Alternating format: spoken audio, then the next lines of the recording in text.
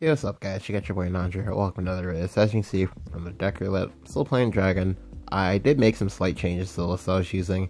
Now I'm playing like Oro for one, no Saha, and then just like Unicas as well as Dragon Newt Fist. This is the list I used like way back when. Like it's really nice for like dealing with like aggroists. You have issues versus D-Ship, but like versus D-Ship, if you open up well enough, you're gonna win anyway. So the game I want to show you, like, this is a game where holy shit, Star Phoenix just went in. Jesus Christ. So if you don't know by now, like I as well as my friend Reyes, as well as like some other people, like they like making the Star Phoenix from Square Enix meme. Star Phoenix is a bro, like an eagle among birds or chicken. I don't know where I was going to get that analogy. Anyway, so I'm going first. I'm versus Shadow. I'll go ahead and keep the Unica. Like, you don't always need Gramp in this matchup. Like, sometimes just, you know, playing a lot of creatures on the board and just not falling behind is sometimes good enough. Because if you play a long game for some, you're gonna get bogged down. Like, so usually I try to avoid that if possible. So he plays with the Skull Beast. We see from his mulligan that he drew 2 cards. Now, the Skull Beast doesn't tell me anything. The only thing it tells you is that he's not Nep, and that's good for me. Unless, of course, he's one of those, like, people that, like, run, 1, 2, 3, 4, 7, 8 Nep, and that's just, like, nonsense. So here, he has Balance Shining. Balance Shining is actually, like, the single best card he could have had, because if he didn't have this card, I would have blown him out right here. Because I would have been able to go Star Phoenix to kill either his 2-drop or his 1-drop, most likely his 1-drop, and then go face. I mean, I'm still going to go face, I'm still going to kill it, but it makes the blowout less real. So here, he gives me a Lurching Corpse for free. Like, this is a matchup in which you do not want to give me your Lurching Corpses for free. Like, don't do that, friendo. Yep. So, like, he trades his Lurching Corpse for, like, my Blazing Breath, but the Blazing Breath is still +1, because it got me back Star Phoenix.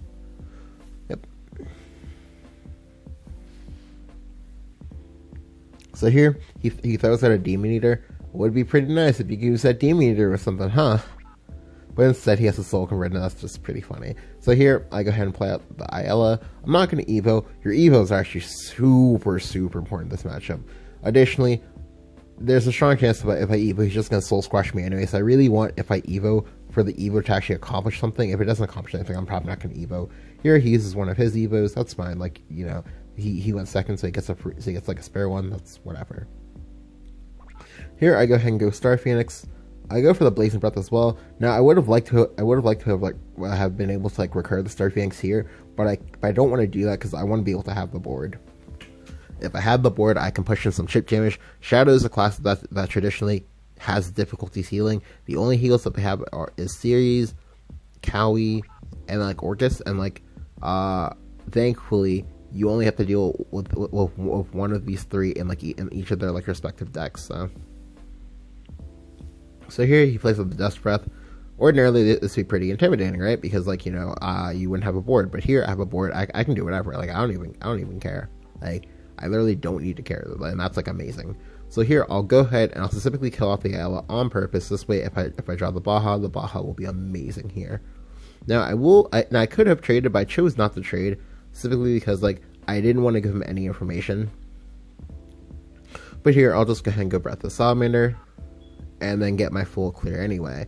The good thing about this is I'm still inadvertently playing around Zombie Party. Which is very, very big. Because if he's Zombie Party, he's going to force me to use one of my Evos. I've almost exhausted all of his Evos. So I'm in a really good spot. Here, he plays out Saber Altar. We can see that his mid-shadow list is very, very defensively oriented. Kind of like my Dragon list. And here, I'll go ahead and use the Dragoon Scyther. I want to say the Baja is basically like an AoE spell. Like I literally can't end the game like with the Baja because it's going to die. Here he gives up one of his Soul Squashers. That's great for me. Now here I choose to draw. To be quite honest with you, you can also just go ahead and just like hard cast the Israfel, and that'll be fine. However, I don't want to do that yet because if I remember correctly, I believe he still has 2 Lurching Corpses in his deck. So I want to be able to deal with those when the time comes. Here I go ahead and kill off the Soul Squasher. I'll go ahead and Oracle here in order to get back Star Phoenix. Now you might be questioning, well, LOL draw last, but it's really important that you make sure to like manage your mana with Star Phoenix very, very well, because Star Phoenix plus the spell is usually is that a minimum 4 PP in order to bring back the Star Phoenix, or sorry, in order to bring back and play the Star Phoenix. So you do have a lot of mana in Dragon, but like right now, like it's like turn like 15, like he's caught up in mana, so I can't like just like cheese and making like cute funny things happen or whatever with my mana pool, because like some of the spells I play in this deck are pretty fucking expensive. Like for example, this forever to get back a Star Phoenix is 8 mana. That's a lot of mana.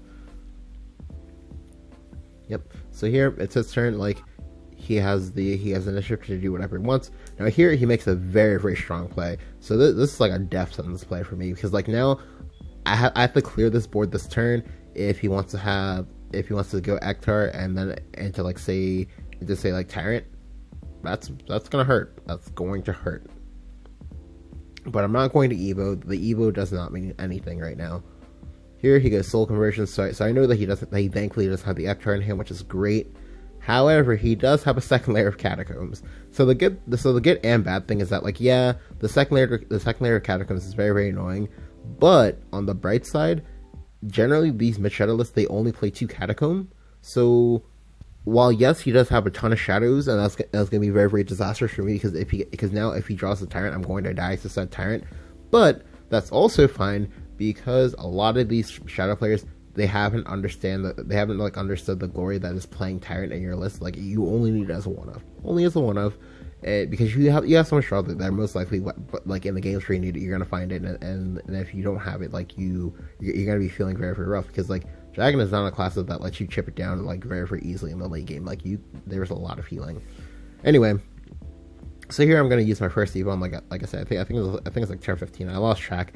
I have to do it this way as opposed to doing it the other way, because like I want to remove as much as possible in order to stop a potential Ektar play from being good. Again, he has 19 shadows here, so he could very, very easily hit his last 20 and then just kill me. And that'd be pretty unfortunate. Here he goes space again, so we know he still doesn't have the Ektar, which is amazing. Or if he does, he's trying to hold it for massive burst, which I don't think is correct to do. But hey, that's me. Hey, that's I guess the way you can play. So here I go ahead and Fervor into Scyther, and here I'll go ahead and I'll use my Dragonute Fist. It'll pitch away my staircase, and I was fine doing that, just because like I want him to keep making boards, like just exhaust the boards, and I'll be fine. I made sure to save the Breathless Salamander specifically for this. Here he gives me yet another Lurching Corpse. I'm like, okay, all right, cool, give it to me.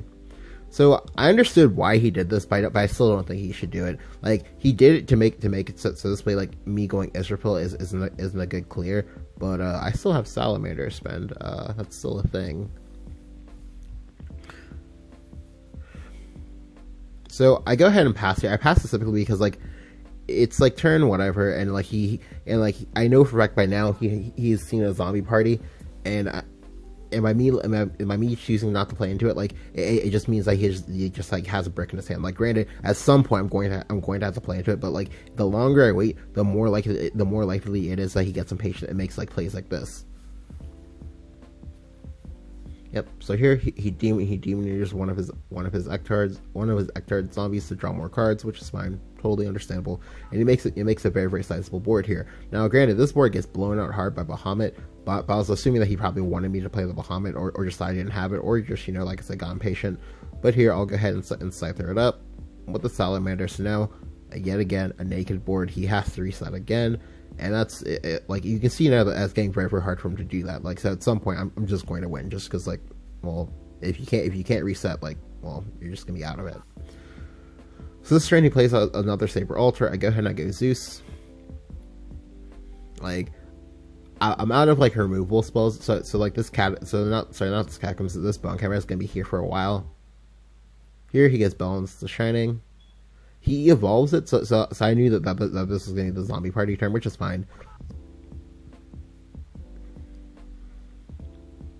Yep, as a zombie party, that's fine. Like I said, that's fine. I don't care,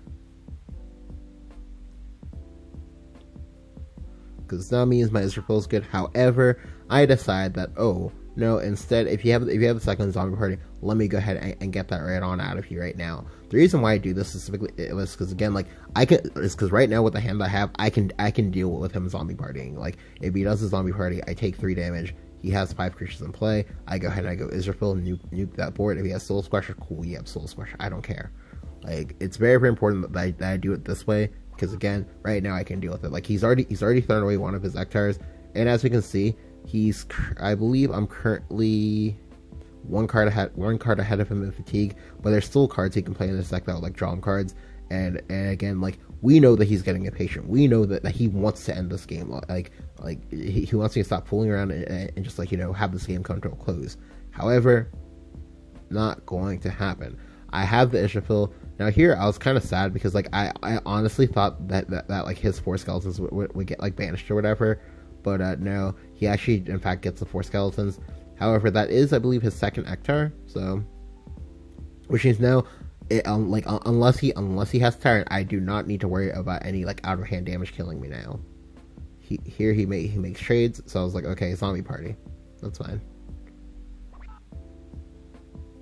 Instead, he makes trades for the second Ektar, which I didn't really understand that. Like I think you only needed to trade 1, so like he just lost 3 damage there for no reason. I mean, granted, like maybe the zombie is worth it, but I don't think it is.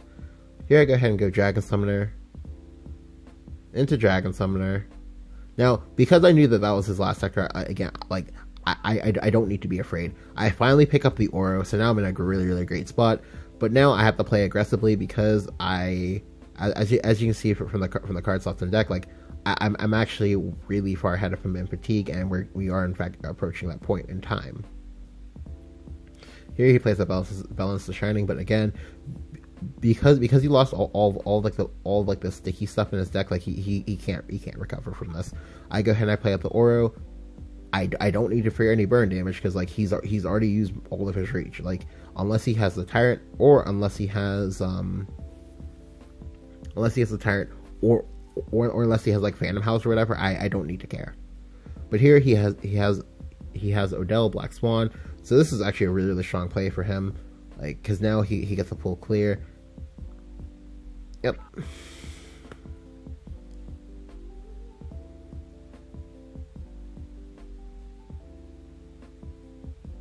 But he just puts the Odell back into aura range. Like I'm not really sure if there was like a better trade he could have made there that would have been fine. But here he plays with Soul Splasher, but like all you need to do is just heal. Like if I need to draw cards, I can draw cards. But here I pick up the Jagged Fist and it's like, okay, all right, cool, we got him.